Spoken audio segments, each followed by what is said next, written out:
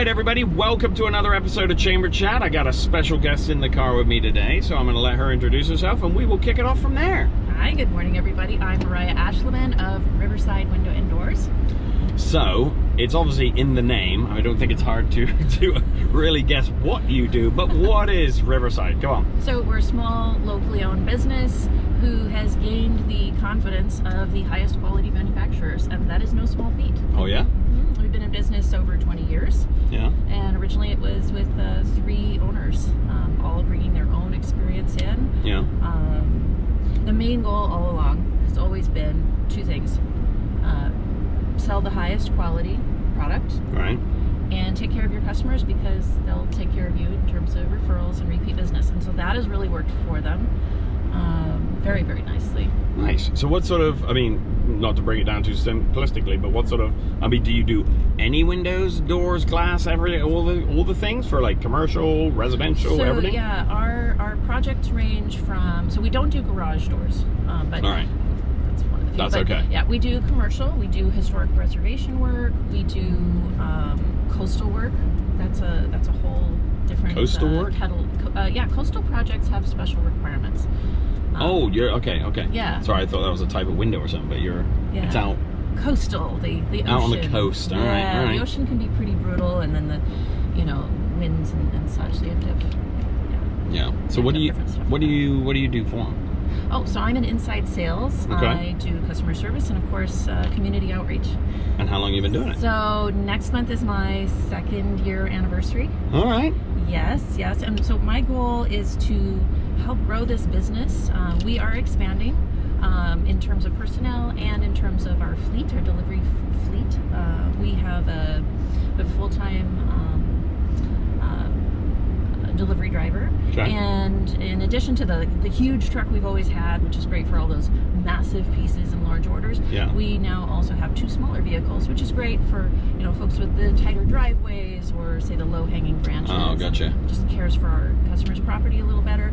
Yeah, our customers are builders, business owners, and homeowners. So do you do the installation as well, or you can contract that out? No, we've never done that.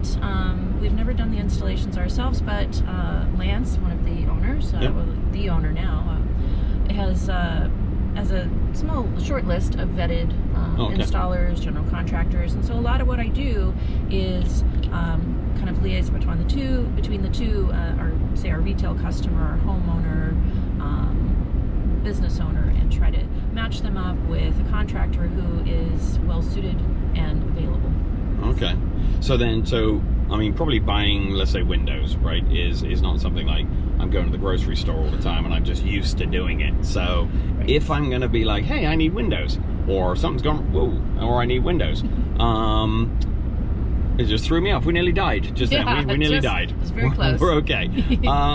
What would I do? I'm like, hey, call up and say, hey, I need windows, and as simple as that, you just take care of me? Come on over to us. We're used to a lot of people who, this is their first don't know what we're foray doing. into. I mean, how often does a person typically buy these things? Yeah, exactly. So there's 2 things to consider: the knowledge base, and we try to educate our customers. We're very happy to do that. Find out what they need, with the parameters that they have, direct them to the best product for their budget and their exposure, to wind and sun and rain and all of those sort of things, and of course style considerations. But yeah, we are very approachable. They can be a little, I think one of the maybe misconceptions is that this is an intimidating process, and I suppose it could be. Sure. But we really strive to make it very approachable and make sure that everybody understands what it is that they're finally signing off on. Right. And then when they order something, obviously it depends on what the scope of the work is, but it's not a sort of a 1-year process. It's you can crank these things out pretty quick. Oh yeah, no, we turn around quotes pretty quickly, and then lead times have gotten a lot better. I think that's maybe what you're referring to. Yeah, with the so during the pandemic, shipping. During the pandemic, manufacturers had both materials and labor shortages. Sure. Everybody was affected across the board. Some of the most basic stuff was very hard to come by, and so at the time, I think we were looking at windows over 26 weeks in some cases. Holy smokes. Yeah, half a gestational period of a human child, right? Like, it's really, really, really long. So, those have reduced significantly across the board, which is wonderful. That's the same case for windows and doors. So, yeah, that's really, really bounced back. What's the coolest? The coolest project? The coolest project That you've had to do windows or something for? Okay, there are some really cool ones. So flipping through my mental Rolodex here, we had the Coast Guard up the coast. Yeah, they needed some serious windows. They needed some serious windows. Right. So so Lance worked on that one. I worked on it a little tiny bit with him. We've had some really amazing projects. We've had poured concrete projects that are, I will say this, we've had some that are definitely not run-of-the-mill, and those are always fantastically, they're fascinating. Right. These new builds and stuff like that, really good. Well, that's super cool. Do you see, I was going to say, just some sort of window trends? That sounds a bit weird. Yeah. But do you see, I know, for example, during the pandemic, when everybody was back inside their houses, we got, places like Office Depot and sort of some more the Pinterest type remodels all happened, and that was a great business to be in. Is that the same with windows, or has it kind of stayed steady? I mean, I'm sure. Oh, during pandemic we had a lot of business. Yeah. People were looking at the fugly windows and doors they all the had. time, right? All the time. They were faced with them, lots of time on their hands, and just what else are you going to do but replace that fugly door. No, I love it. I didn't catch at the start. How long have you guys been in business for? Over 20 years. Okay. Yeah. 20 years. Yeah. And always in Corvallis? Always in Corvallis.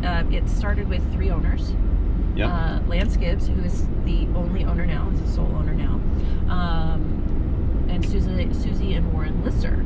Okay. So they, like I may have said before, they each brought their own experience. Sure. So Susie was a proven business owner. She ran a business very, very well. So she brought that in. Warren and Lance had extensive construction background. Right. Lance had also sold building materials for quite some time. So between all of them, they were familiar with the product. They were familiar with which companies were the best to deal with in terms of ordering, and if a problem did arise, who was just a phone call away versus maybe it was more difficult to get through. Yeah. So they knew that in order to adhere to their first principle was, provide the best quality, the highest quality product, they had to secure a dealership with Marvin. And by that time, they were on a first name basis, for all the years of ordering. Right. But that didn't mean, you're just going to be granted a dealership. You're a small company. You're an upstart, Right? So being on first name basis, they go into the meeting with Marvin, and they had decided initially, the 3 owners had decided initially that without Marvin's confidence, they wouldn't go into business. If they could not secure Marvin's business, they would not go into business. And Marvin is some big Windows conglomerate. So Marvin Windows is a family-run window and door company out of Minnesota. I really appreciate their ethics a lot. They are a family company, and yet they have made sure, what is that word? Nepotism. They've made sure to avoid nepotism. They've really built that into their hiring practices. And during the pandemic, they were one of the few companies that didn't have to lay, scores and hundreds and thousands of people off. Right. They found workarounds to keep people employed. So that's really good. And they are one of those companies where 19 years later after a purchase, my customer can call up and say, hey, that little part isn't working on my, fill in the sliding glass door or whatever. And I can say, oh, okay, I'll look up your purchase, we'll get with Marvin, we'll go into the discontinued parts and that's cool. Get it out there. We can get a service tag, They do stand behind their products, they do stand behind their warranty, and they do make sure that their product is a serviceable product, so it's not just landfill if something little goes wrong with it. So they're good people. They're good people. Well, they're doing okay for themselves if they're out in Minnesota. They're doing, Minnesota, North people Dakota. Out here. Holy smokes. Mm-hmm. They're doing okay. Yeah. They're doing okay. Well, that's cool. Well, that's super cool. In terms of, your side of the business, the sales side. How are you liking Corvallis? Oh gosh, I'm loving Corvallis. So my husband and I picked out Corvallis to live in 2007, and for one reason or another, it always took us. I mean, it took us until August of 2020 to finally move up here. Yeah. Which was a crazy time to move anyway. It was a tremendously crazy time to move.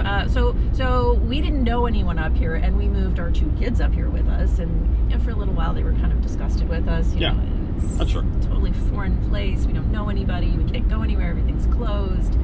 I want my grandparents. Mm-hmm. Where from? Because part of Chamber Chat, obviously, we can talk about windows. Yeah. And it's somewhat exciting, you know. But at the same time, we want to know about the people behind the business. We can do that. Right? So we can talk about you for a little bit. Yeah. Right? So where did you move up from? Or down from? Or? Yeah, we moved up from Los Angeles, Southern California. All right. Yes. So my husband's originally from Connecticut, and I was raised in Southern California, born in the Midwest. And my husband's folks fortunately moved out from Connecticut to Southern California right about the time my husband and I were transitioning from friends to dating. You know? Okay. And when was this roughly? Oh golly, this is too long ago to remember. Really long ago. Man, if he watches this, he's gonna be super disappointed. Early 20s. He could tell you the date he asked me out. Because he cares more. He does. He cares You don't more. care. My wife's the same way. And he's good with dates, and I'm. He's good with numbers. He's good with dates. Yeah. No, you just don't care. You just don't care. What's wrong with you people? Yeah. Anyway. So he's. We digress. So he's awesome. So, but yeah. So Southern California, you're growing up in, or you're not growing up, but you moved to Southern California. It's like a day like today, every day, all day. Yeah. And then you decide, oh, you know what?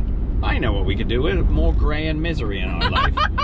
Let's go to the rainiest state in the continental U.S. Yeah. Well, it was a lot of research. I'll tell you what. We knew that we didn't want to stay in L.A. There were a couple of deal breakers for us. Yeah.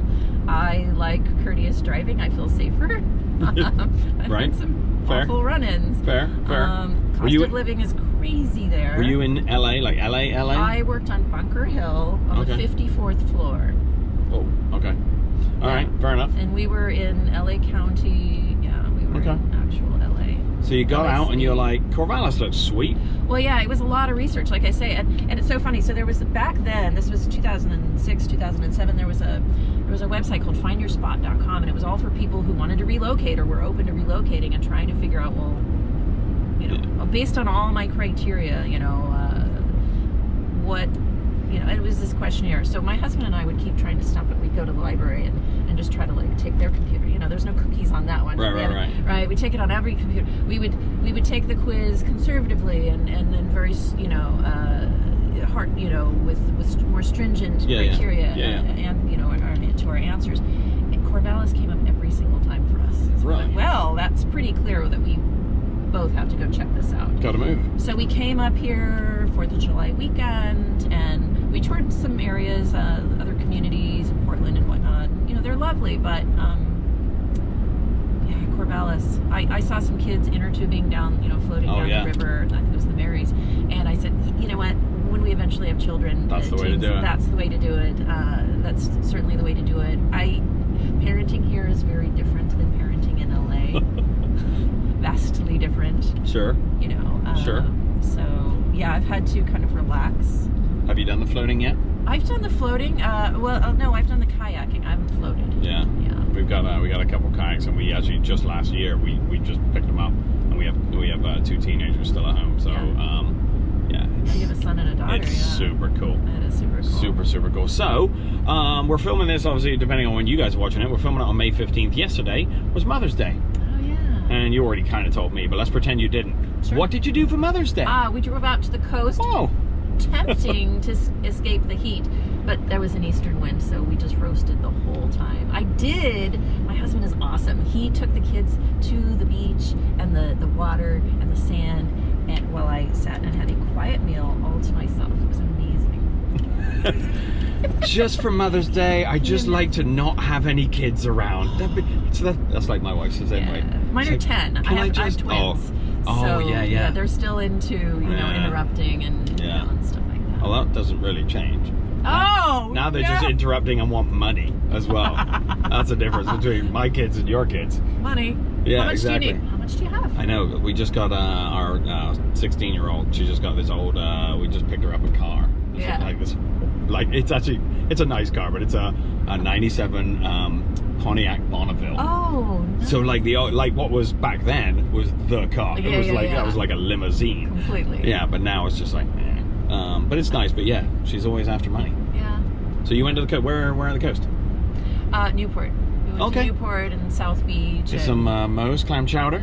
We didn't do it that time. We wanted to avoid the lines, so I went to a little spot on my own. I had a lovely crab and shrimp louis salad, and then we did go to South Beach. We went to that little market in South Beach and got one of my daughters. She loves crab and fish and chips. So nice. It's not a bad place to go. She likes it. Not a bad place to go. Yeah. If you would you ever go live on the coast? Knowing what I know about windows and doors, I'm not sure.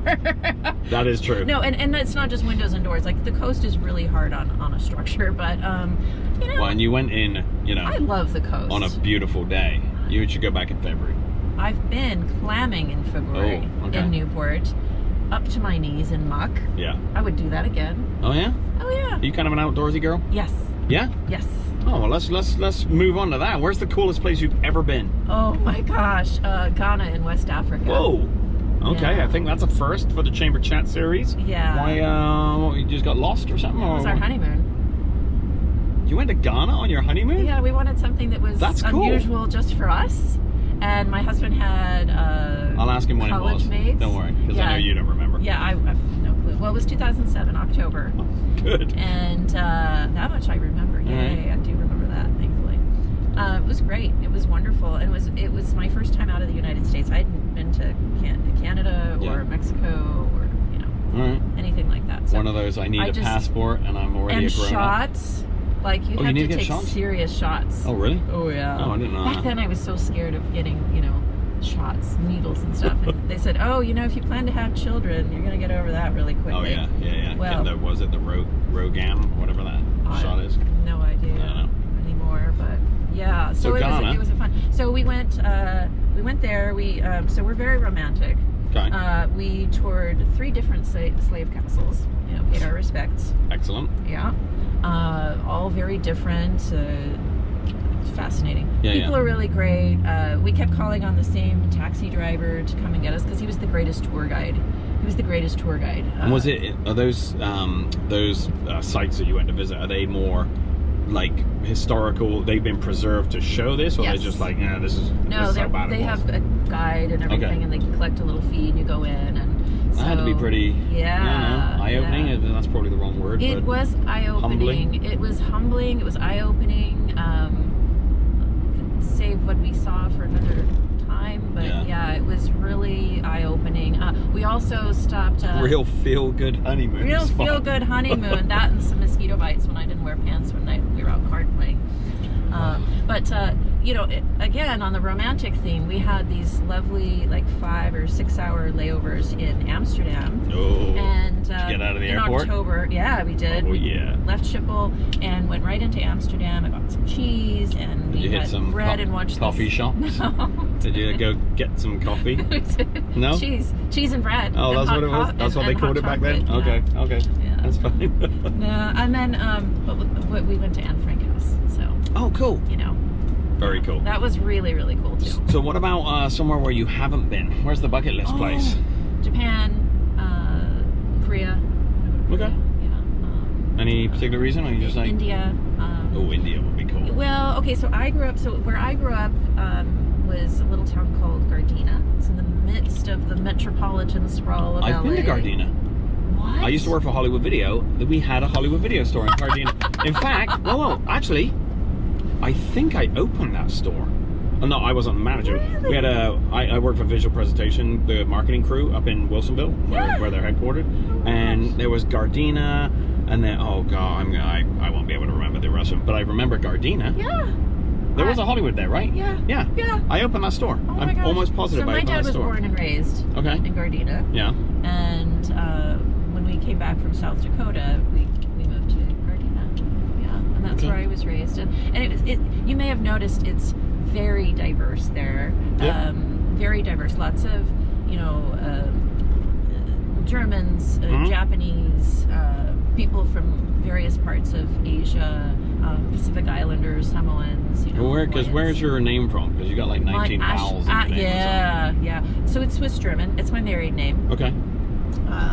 What were you before? Sena, S-E-N-A. Oh. Yeah, kind of boring, kind of bland. Easier to spell. But that's from New Mexico. A lot easier to spell. People would mispronounce it all the time. Right. But yeah, So when you're traveling, you're out and about. It doesn't have to be Ghana. It could be anywhere. Yeah. You're stopping for a meal, like a perfect meal.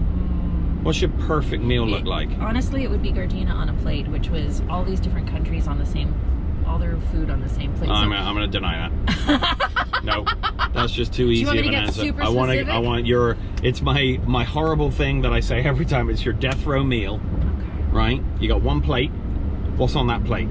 And you can't stack it too high. I can't stack it too high. No, it's got to be a reasonable. I mean, you are match. going to be, going to be offed here pretty soon, but Oh, no. man. Yeah. What's it look like? Okay, then I'm gonna go with ramen with those like extra ramen eggs. Okay. I'm gonna do that. Okay. And Are you cooking it yourself? Are you buying it somewhere? I would buy it myself. I do make it quite a bit, but I would have it like a nice pork tonkatsu or something like that would be really good. Really? Yeah. All right. That's cool. Yeah. What about the worst thing you've ever eaten? Tendon. Gristle. Like by accident? Or was it like a dish? Yeah, so Here's tendon? I had some Vietnamese pho actually in 2007 here in Corvallis by the campus. Oh. Absolutely delicious, totally authentic. It's one of the reasons I was compelled to move here because the dishes were very authentic. Okay. But I forgot and ordered mine and it had, tendon in it. And yeah, that's not a texture for me in my teeth, no. Well, that's fair. I'll eat a lot of things. I'll eat the sweetbreads. I eat, liver. I grew up eating Grunschwager and things like that, and sausage. I'm good with all those things, All right. but yeah. But no tendon. Leave the tendon on the side, please. Leave the tendon out of my. So we're sitting, we're having a nice meal, right? We got it all down. You got some music playing in the background. What type of music you into? Okay, so I am all over the map on that one too. But lately, I've been listening to a Japanese singer-songwriter called Fujikaze. Okay. So his sound. Can you sing some? I'm just kidding. Only 2 people have ever sung on one of these, and I've done like 65 of these things. But both of them were amazing. Oh, amazing. That is wonderful. And I'm not saying you won't be. But this could be my last one. I'm just saying. Go out with a bang. Could be. Yeah. So who's this person? So Fujikaze, he has a great sound. It's harder for me to describe his sound, but I also like his lyrics, and yes, I have to subtitle them. That's all right. But they're uplifting with a bit of irreverence. All right. So I really dig that. And is that like a new type of listening to you? What sort of genre do you sway between? Oh, see, I'm literally all over the map. Everything from I love I love everything from the hair bands and the Eagles. I love everything from really good, Bohemian Rhapsody. I love all of that. You have me at hair bands. Yeah, I know. Wait, what? I know that you like that. Oh, have you? Because you watched a previous one of these with oh shoot. Yeah, names are not my strong suit, so you're on your own for that. No, I've just dumped myself in it. Awesome. Well, that's super cool. So I love all that. I love everything. I love so much from the golden age of rap. I love that. All right. East Coast, West Coast. All right. I've listened to some beautiful Ghanaian music that I love. I have this morning to prepare. I was listening to opera. To prepare. I was. All right, fair enough. What was the first concert you ever went to? The first concert, it was that I remember was a Madonna concert. Ooh. It was so it was scheduled for like 9/11. Oh. That 9/11. I had won the tickets on Kiss FM, and they postponed it. And when it came back, what you had seen on MTV, they had to alter a piece because she had a little more aggression in one scene. Yeah. And so they altered it. But it was amazing. It was at the Staples Center. The last concert I've been to was right before the pandemic, and I saw Block Party with my husband. It's his favorite. It's not a favorite of mine. Okay. They had an amazing female drummer. Really fun. It was a really fun show. Have you been up to like places like Edgefield, or have you been to River Rhythms here in Albany? Actually, River Rhythms was didn't have it yet. I would say, not knowing folks here and having 2 little ones kind of puts a damper on all the wine tasting and the concerts. And yes, it does. But that's okay. There's nothing wrong with that. We're getting there. All right. Lots of family time. What is the most embarrassing thing that's ever happened to you? Oh golly, what is the most that you can talk about on camera? Right. Okay. So, there are some embarrassing ones. If you're pregnant with twins, there's some embarrassing ones. Oh yeah. Yeah, those probably aren't for this Should we just move on from that? Yeah, probably so. But you get the idea. We're gonna move on from that one. Yeah. But you have 2 10-year-olds.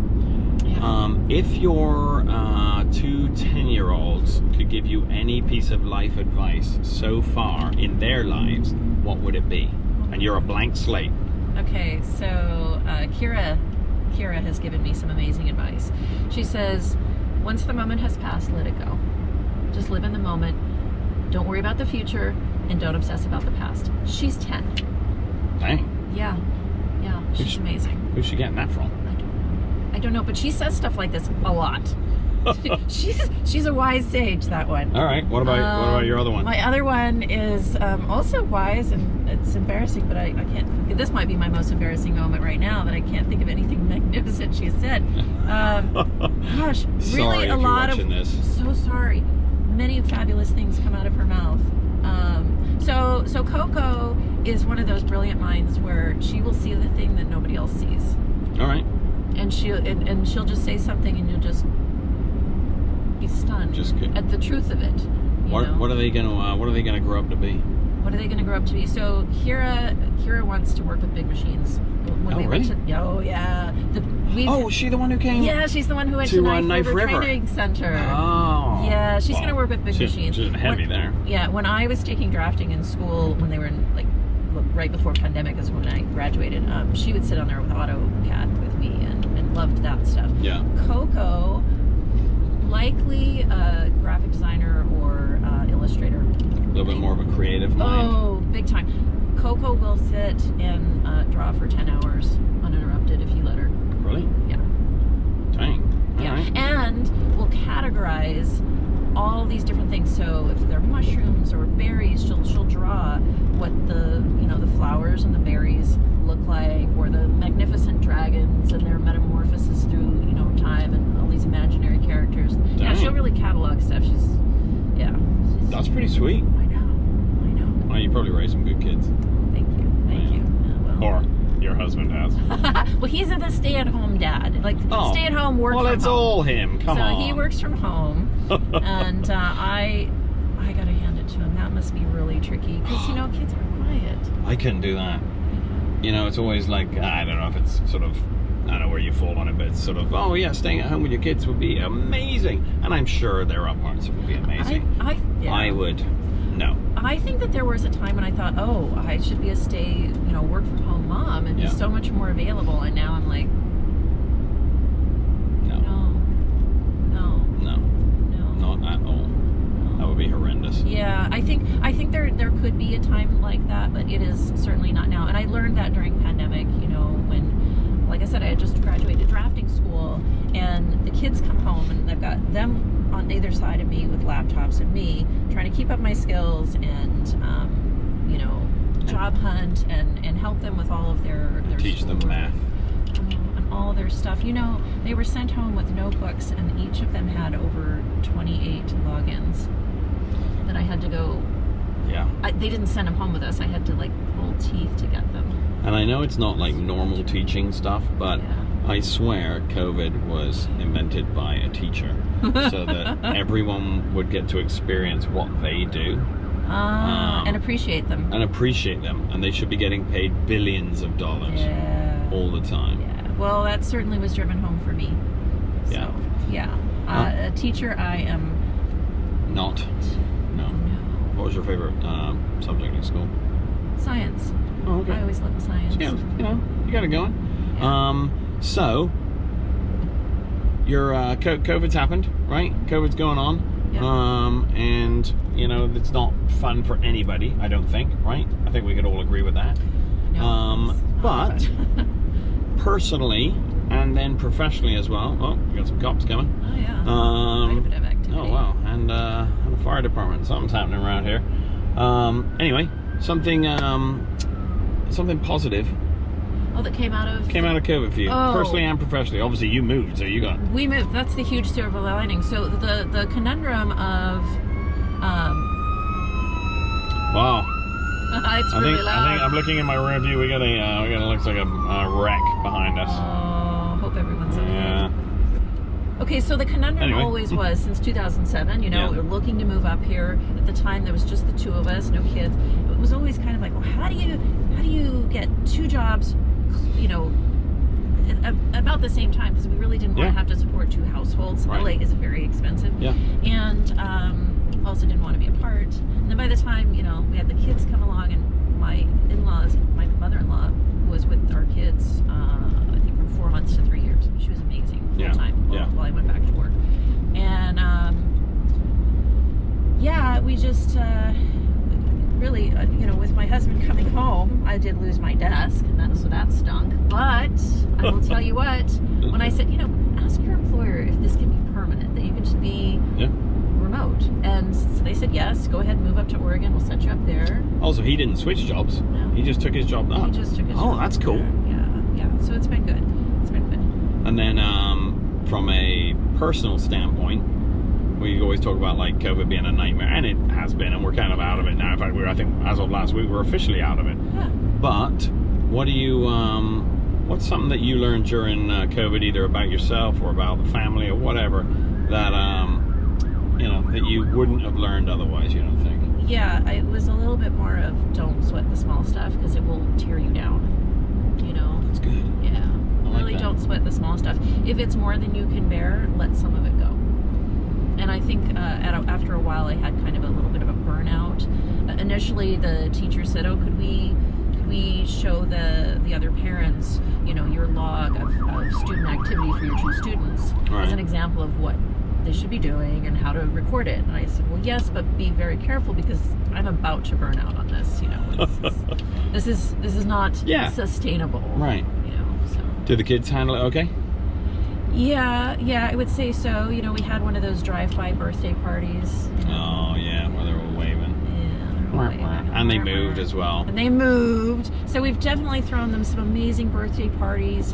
This last one was at Highland Bowl. We had Wacky Bounce the year before. Yeah, that's cool. One thing about Corvallis is, you know, once everything started opening up again, the warm, good people of Corvallis have really welcomed us in. And we have found community, which is one thing I really wanted. Growing up in Gardena, I had a good sense of community, but it was harder to replicate any of that in the years since. Just people don't necessarily want to get to know their neighbors. There's so many people that everything is sort of anonymous. Yeah. I didn't care for the anonymity of it. Well, and it's just so massive. It's massive. It's crazy down there. It's massive. Yeah. Well, we are coming to the end of our chamber chat. It's been fun. It's been good. I didn't know any of this stuff about you, like on the personal side. I just knew that you did some cool stuff at work. Yeah. Speaking of cool stuff at work, we should probably tell people how to get a hold of you. Oh, yeah. That'd be good. Oh, goodness, yes. So, call me up, Riverside Window and Door, 752-1070. It's a 541 area code. Or shoot me an email, Mariah at riversidewindowanddoors.com. Or, excuse me, let me correct that, Mariah. M-A-R-I-A-H, Maria with an H, at riversidewindowswithan.com. All right. And you'll probably get me to, you know, answer the phone, because I usually try to be. Shows a little bit of everything. Well, thanks for spending time with me. Yeah. It's been cool. Thanks for doing this with me. You're a lot of fun. We will see you guys on another episode of the Chamber Chat. See you later. Bye.